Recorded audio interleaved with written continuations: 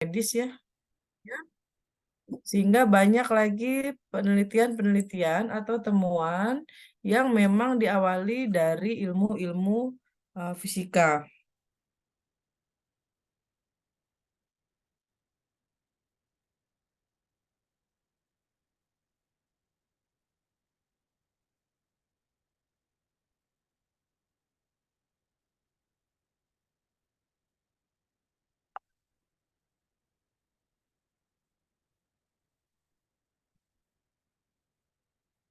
Hmm.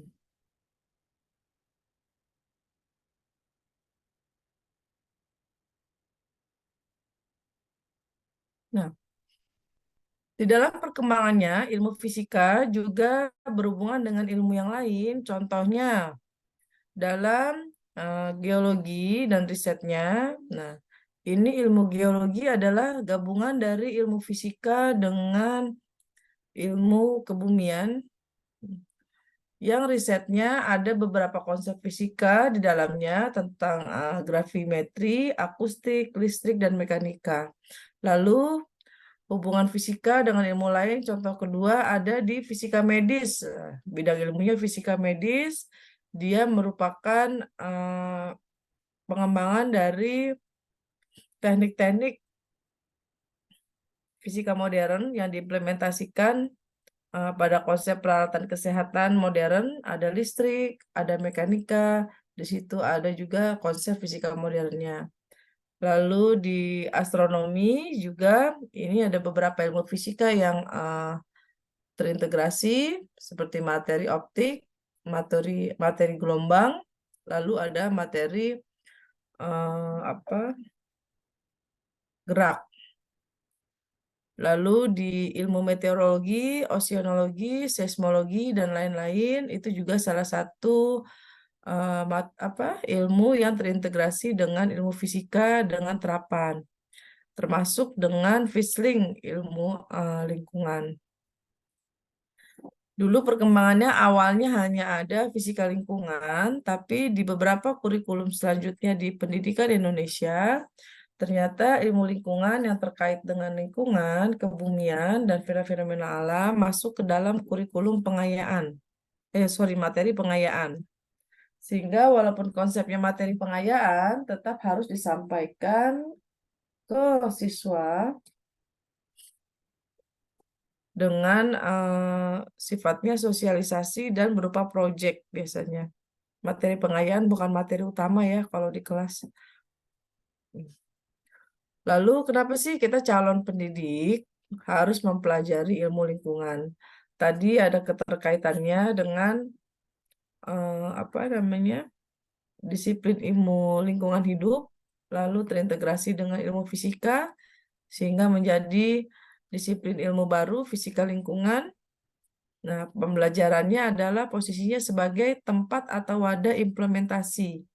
Jadi sekolah itu merupakan sekolah kurikulum merupakan sarana untuk implementasi dari produk pengembangan ilmu.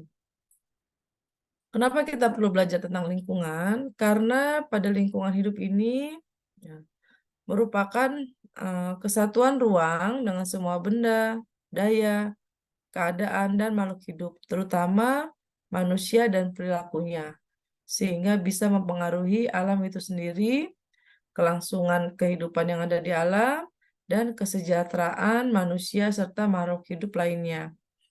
Jadi ini saling ketergantungan sebenarnya. Seperti yang kita ketahui, mungkin kalian pernah dengar ada lingkungan biotik dan abiotik, ya. Lalu ada sosial budaya atau culture. Lalu ada unsur alami dan buatan. Nah, ini masuk ke dalam lingkungan biotik dan abiotik bahasannya. Nanti akan mungkin kalian yang ingat lingkungan abiotik, lingkungan yang bagaimana, nak? Pernah dengar itu ada di SMP? Biotik, abiotik di PGS, di SD juga sudah mulai dibahas itu. Ada yang tahu lingkungan biotik dan abiotik bedanya apa?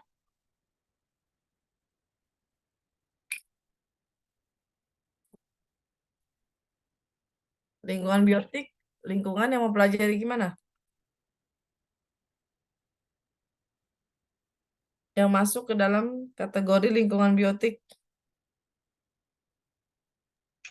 Kalau biotik yang mempelajari makhluk hidup, kalau abiotik benda mati, Bu. Nah, ya betul.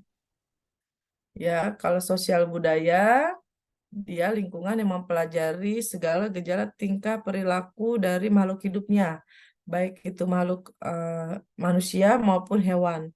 Jadi masing-masing makhluk hidup mempunyai karakteristik eh, kehidupannya yang berbeda-beda ya, dari segi perkembangbiakannya dan lain-lain. Sebentar nih ada PPG.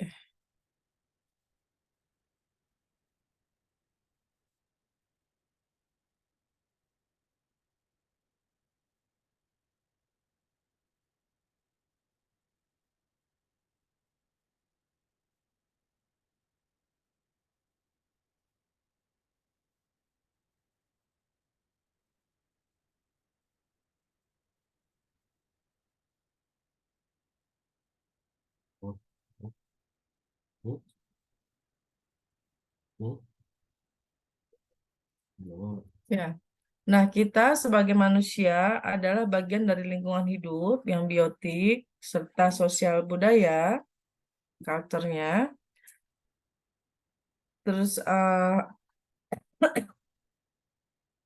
tentunya akan terpengaruh dan berpengaruh terhadap lingkungan yang ditinggali.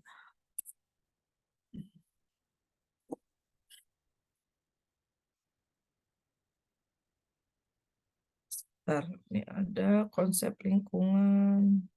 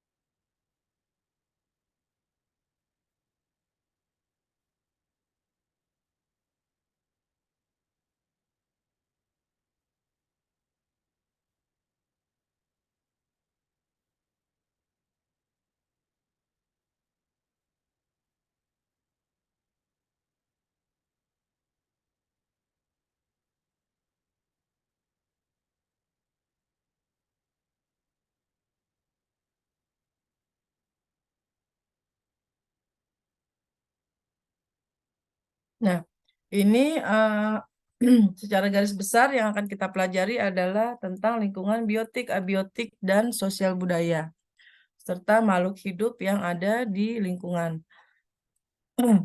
Lalu, ini materi yang akan kita bahas pertama nanti, biotik dan abiotik. Lalu yang kedua adalah masalah pengukuran. Pengukuran nanti keterkaitan dengan beberapa parameter. Ya, pengukuran dalam fisika lingkungan, nah, berasal dari eh, hasil percobaan, baik eksperimen maupun observasi. Nanti ada namanya parameter-parameter yang ditetapkan oleh kementerian. Nah, itu diambil dari mana? Tentunya dari berbagai hasil riset. Jadi nanti kita akan mempelajari lingkungan itu sendiri, lalu pengukurannya secara fisika, di mana mungkin karena sudah tidak asing lagi dengan pengamatan, pengukuran, pendataan, analisis, dan penyajian atau presentasi dan menyimpulkan. Ya, keterampilan ilmiah tersebut ternyata digunakan dalam pengukuran tentang batas-batas parameter yang ada di ilmu fisika lingkungan. Tentunya pada metode pengukuran ini kita akan menggunakan alat ukur, ya, dan pengukuran tentunya juga akan menghasilkan data kuantitatif yang memiliki nilai. Ya, ini beda dengan pengukuran yang ada di dimensi fisika. Dia hanya memiliki nilai. Lalu sesuatu yang dapat disebut diukur nanti kita akan menyebutnya dengan besaran. Misalkan ada panjang, volume, suhu, debit alir, dan lain-lain. Nanti kita akan sambil jalan sesuai dengan 9 faktor fisik, di mana besaran fisika yang dipakai dalam pengukuran fisika lingkungan tentunya akan memiliki dua komponen utama, memiliki komponen nilai dan komponen satuan. Kecuali untuk ini nih, indeks bias dan massa jenis relatif yang tidak memiliki satuan.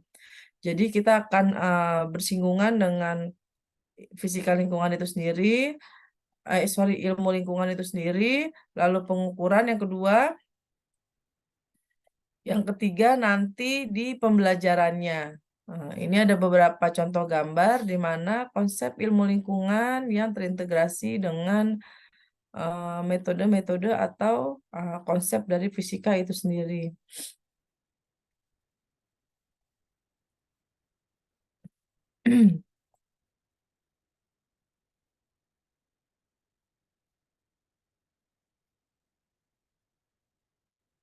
Nah, lalu tadi yang saya bilang, ada konsep pengukuran. Konsep pengukuran, segala pengukuran yang dilakukan dalam konsep ilmu lingkungan, ya, atau fisika lingkungan. Nah, kita mengenal ada beberapa parametrik nanti. Nah, apa sih parameter itu? Parameter dari definisi KBBI, Kamus Besar Bahasa Indonesia, bisa didefinisikan sebagai ukuran seluruh populasi dalam penelitian yang harus diperkirakan dari yang terdapat di dalam percontohan atau sampel. Ya, sedangkan ada parameter ini secara umum, definisi parameter pemeriksaan atau secara saintis adalah sebuah acuan yang dapat digunakan untuk menetapkan jenis pemeriksaan terhadap suatu bahan pemeriksaan untuk menentukan keberadaan suatu materi, zat, energi, makhluk hidup, dan keadaan yang akan diamati. Pada parameter pemeriksaan ini, kalau di fisika sendiri itu seperti kajian teoritik. Jadi ketika kita melakukan riset ilmiah, kita punya data, diolah, dianalisis, dipresentasikan, disimpulkan. Nah, hasilnya dari pengamatan kita akan disandingkan dengan kajian teoritik. Kalau di fisika ya, di praktikum-praktikum fisika. Nah, kajian teoritik inilah yang sebagai standar parameter. Misalkan kalian mau mencari konstanta Joule, kan ada praktikumnya itu ya. Ketika kalian dapat nilai akhir, ternyata nilainya jauh dari parameter teoritiknya nilainya. Nah, berarti ada kesalahan relatif berapa persen di situ ketika Anda melakukan pengamatan, pengukuran, dan pengolahan data. Nanti semua dianalisis tuh. Kenapa bisa mendapatkan hasil yang jauh dari parameter teoritiknya. Sama, di fisika lingkungan juga seperti itu. Kita mempunyai parameter pemeriksaan yang dikeluarkan oleh Kementerian AMDAL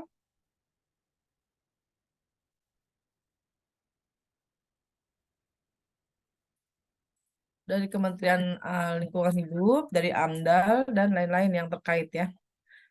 Lalu, pada parameter pemeriksaan tentang kualitas lingkungan, pada umumnya sudah ditentukan atau diatur dalam suatu ketentuan atau standar parameter. Sedangkan apa sih definisi standar? Nah, standar itu adalah kesepakatan-kesepakatan yang telah didokumentasikan dan mempunyai kekuatan hukum. yang di dalamnya terdiri tentang penjelasan hal-hal yang ditetapkan seperti masalah definisi parameternya, spesifikasi teknis, atau kriteria-kriteria yang akurat dari parametrik itu sendiri, dan hal-hal yang terkait dengan substansi yang ditetapkan. Dalam suatu standar harus memuat yang pertama adalah dasar hukum. Yang kedua, dalam standar parametriknya juga harus memiliki pengertian atau definisi-definisi tentang parameter yang akan diukur, lalu penjelasan terhadap substansi materi yang ditetapkan, spesifikasi teknis, misalkan berupa parameter pemeriksaan, satuan, dan NAB atau BML atau persyaratan lainnya. Lalu ada orang yang berkewenangan dengan jabatan yang menetapkan standar tersebut. Kalau masalah lingkungan tentunya adalah stafnya kementerian ya, Menteri Lingkungan Hidup yang disetujui oleh Presiden. Jadi ada nanti dokumen-dokumen yang kalian harus unduh tentang batas-batas parametrik lingkungan dari kementerian. NAB sendiri yaitu nilai ambang batas, ini juga yang mengeluarkan kementerian, di mana dapat didefinisikan sebagai batas toleransi keberadaan suatu zat, materi, makhluk hidup, atau keadaan yang masih dapat diterima oleh makhluk hidup, yaitu manusia, sehingga kenapa manusia saja? Karena yang akan menerima dampak tanpa merasa terganggu dan itu masih bisa disebut dengan kondisi yang aman secara kesehatan. Nah, nilai ambang batas tentunya ditentukan melalui suatu studi panjang. Kita mengenalnya sebagai studi riset, kerjaannya Brin dan kolega dalam arti kata Brin itu banyak berkolaborasi dengan perguruan tinggi negeri, lalu praktisi di lapangan.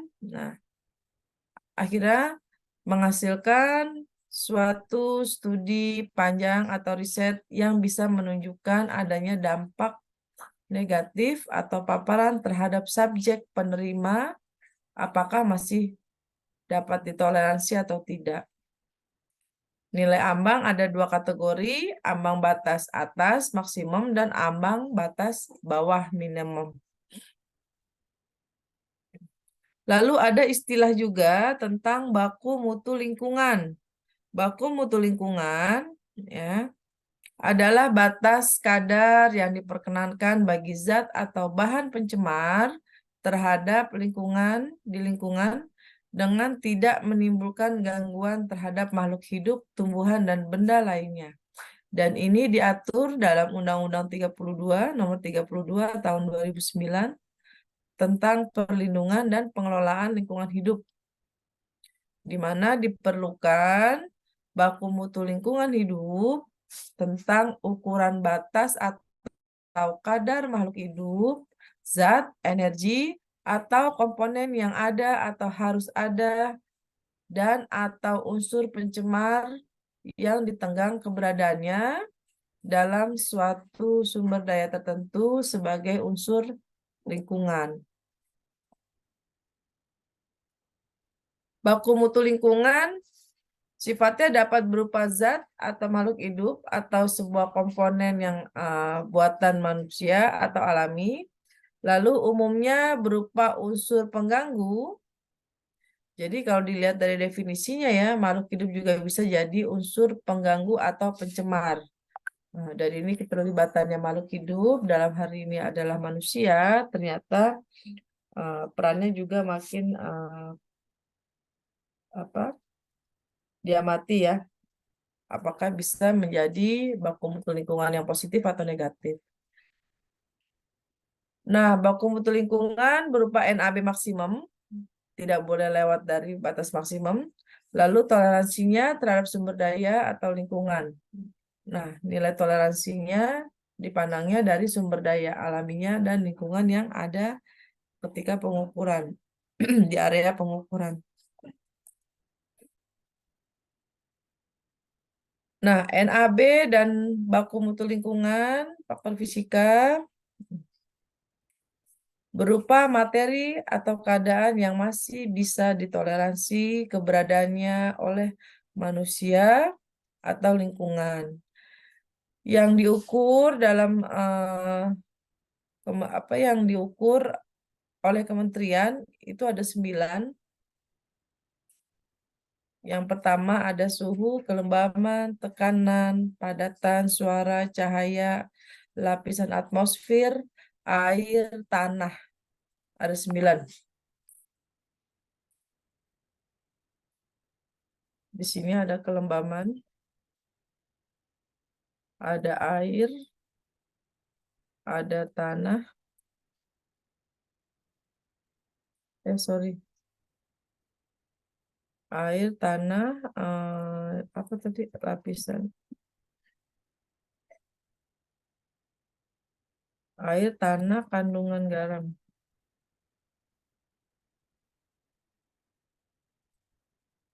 1, 2, 3, 4, 5, 6, 7, 8, 9, 10. Ya ada 9 harusnya nih. Air dan tanah kayak jadi 1 ya. Nanti saya cek lagi di modul. Nah, ini kita sebut dengan 9 faktor fisik, di mana integrasinya dengan ilmu fisika di mananya, Bu? Nah, kita mempelajarinya dari sifat fisik suatu zat atau keadaan. Apakah yang kita paparkan sifat fisik suatu keadaan zat ketika normal seperti apa, lalu ketika ada sudut pandang NAB dan BML-nya yang terjadi, apakah sesuai dengan kategori yang diungkapkan oleh dari aturan-aturan atau standar tadi, apakah masih normal atau melewati ambang batas. Nah, biasanya kalau melewati ambang batas, struktur 9 faktor fisik ini tentunya juga akan mengurangi karakter fisiknya. Jadi terintegrasinya di sifat fisik suatu zat. Nah, biasanya kalau ini sudah berkurang keadaannya, sifat fisik suatu zatnya juga sudah tidak maksimal lagi. Ya. 9 faktor fisiknya ini yang akan kita bahas dalam presentasi minggu depan. Ini sudah masuk di apa? Tugas presentasi kelompok. Jadi PJ-nya nanti tolong membuat kelompok yang akan membahas ini. 9 faktor lingkungan. Hmm.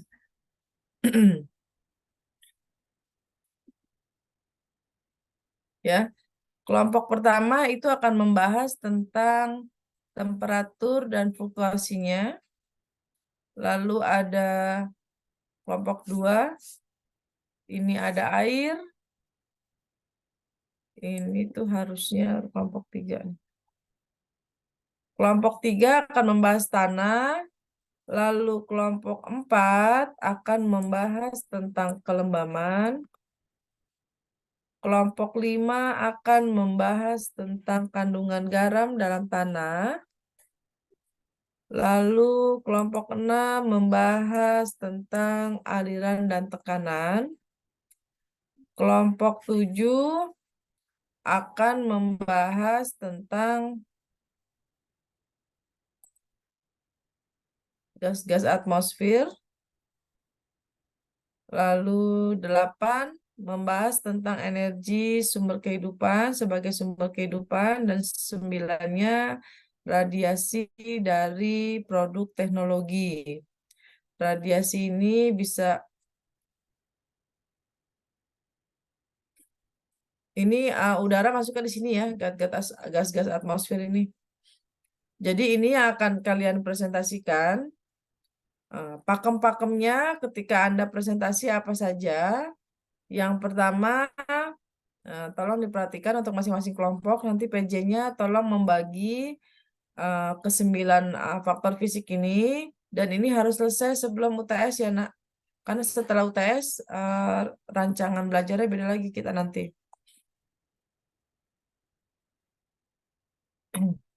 Jadi yang pertama, untuk kelompok yang membahas tentang temperatur, bahaslah temperatur itu, suhu dan temperatur ketika lingkungan dibahas secara umum, universal. lalu suhu temperatur untuk keberlangsungan makhluk hidupnya, lalu bahas juga tentang faktor penentu dan faktor pembatas temperatur, lalu keterkaitannya dengan kurikulum fisika SMA itu apa, implementasinya apa, lalu keterkaitan konsepnya bagaimana.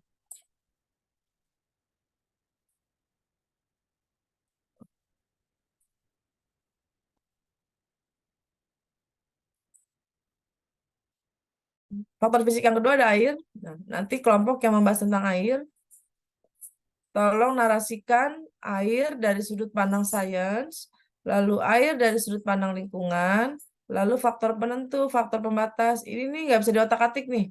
Kalian hanya mencari informasi dari modul-modul kementerian, air, semua 9 faktor fisik, faktor penentu, faktor pembatas ini biasanya ada ambang batasnya sama baku mutu lingkungannya. Lalu ada potensi air di Indonesia,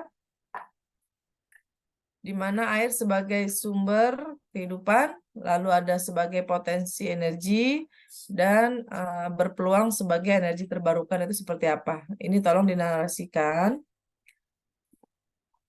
Lalu sebagai peluang penelitian, air itu ternyata bisa dijadikan bahan riset, seperti adanya permasalahan air bersih, lalu permasalahan banjir, lalu permasalahan ketika akan dijadikan solusi atau model terbaru dari sumber energi terbarukan.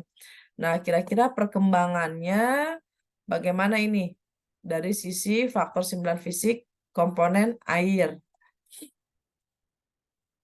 Lalu untuk kelompok yang membahas kelembaban udara, sama seperti air tadi, narasikan dari sudut pandang sains, sudut pandang lingkungan, dari segi AMDAL-nya, Anda akan bahas tentang faktor penentu, pembatas, ya. Kalau dari sudut pandang sains, ini nih komponennya. Berikan definisinya, besaran fisik yang mempengaruhi, ya. Lalu di dampak permasalahan lingkungannya, efek dominonya bagaimana tentang kelembaman, efek domino di lingkungan, lalu berbagai bencana alam, adakah keterkaitannya dengan bencana alam, angin topan, banjir, dan kekeringan.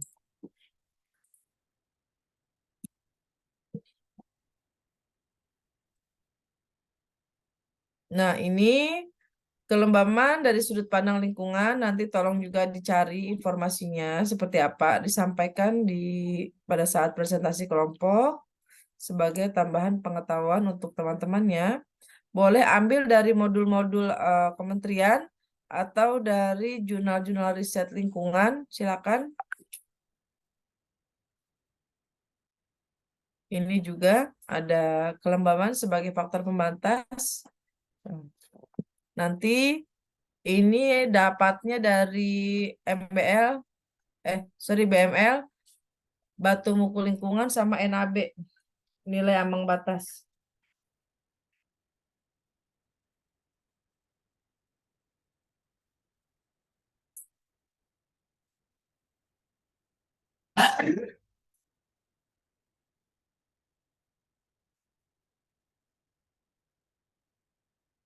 Lalu ini juga kelembaban sebagai faktor penentu, yaitu bicaranya tentang kebutuhan makhluk hidup terkait dengan kelembaban. Apakah ada keterkaitannya, efek dominonya seperti apa, kelembaban bagaimana yang sehat untuk makhluk hidup, yang bisa untuk memperpanjang keberlangsungan makhluk hidup, nanti dibahasnya di sini.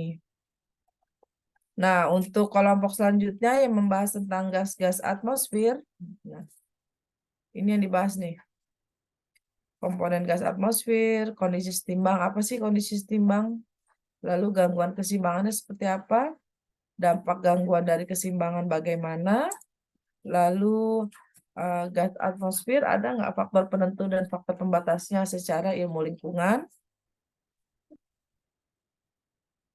Nah, ini fenomenanya dari ketidakseimbangan tadi akan menghasilkan beberapa keadaan.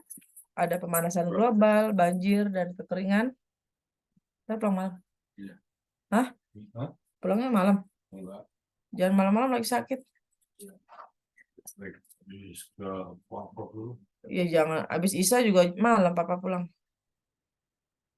Lalu ada perkembangan dari perubahan lingkungan, suhu dan temperatur. Akibatnya seperti yang kita alami sekarang di Jakarta dan di beberapa daerah tertentu ada peningkatan perkembangbiakan kuman penyakit. Bahkan di beberapa area tertentu ada kepunahan makhluk hidup, baik itu tumbuhan maupun hewan. Nanti ini dibahas nih. Lalu untuk komponen fisik garam dan tanah, sama narasi yang akan dibahas oleh kelompoknya. Hmm, Tolong jabarkan dulu garam sebagai senyawa kimia itu posisinya seperti apa unsurnya. Lalu sifat garam yang nilainya sebagai bahan bermanfaat itu yang bagaimana. Lalu sifat fisik garamnya dalam teori fisika itu bagaimana. Nah, ini garam sebagai faktor pembatas dan faktor penentu yang ketika digunakan oleh manusia untuk masak, ya, pemberi rasa pada makanan, ambang batasnya itu yang baik bagaimana. Lalu garam dalam darah bagi kesehatan manusia itu yang baik juga bagaimana. Bahas dari segi kimiawinya dan fisiknya. Jadi darah kita itu juga ada namanya garam dalam darah. Nah itu ada batas normalnya. Kalau kita periksa darah tuh biasanya suka ketahuan.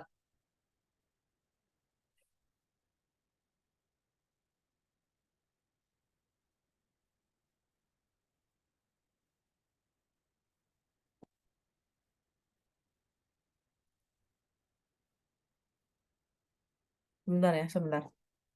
Ada telepon dari Padar CPPG.